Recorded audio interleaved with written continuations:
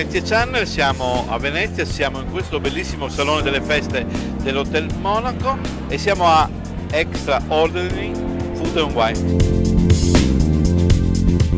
Ci ha catturato un attimino questa postazione perché l'ostrica colpisce sempre, no? Sì, l'ostrica assolutamente colpisce, messa in esposizione così colpisce ancora di più, così in evidenza con la luce che ne risalta le forme, non possiamo non fermarci e domandarci: ma chi sono questi queste persone Io che leggo là, commercializzano? I Love Ostrica. I Love Ostrica, siamo in compagnia di Luca Nicoli.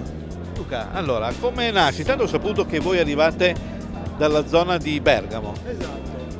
Uno non si aspetta di trovare le ostriche a Bergamo. Esatto, fa un po' strano sta cosa, ma è nata un po' questo qua è nato un po' legato alla mia carriera professionale che è iniziata a 18 anni in un banco della pescheria. Mi sono appassionato al prodotto pesce e da lì 8 anni fa è nato I Love Ostrica. I Love Ostrica che si è specializzato in questo mollusco in Italia ancora poco conosciuto, perché dovete sapere che le Si ostriche... parla tanto di ostriche, ma non lo si conosce in realtà il prodotto, no? Esatto, soprattutto non si conosce che ogni produttore fa un'ostrica diversa, nonostante la forma sia uguale per tutte esternamente, un po', vi faccio l'esempio del vino, 5 bottiglie di vino rosso senza etichetta sono tutte uguali, 5 ostriche nella loro scatola sono uguali, ma all'interno l'ostricoltore ha saputo dare un carattere diverso per ogni ostrica.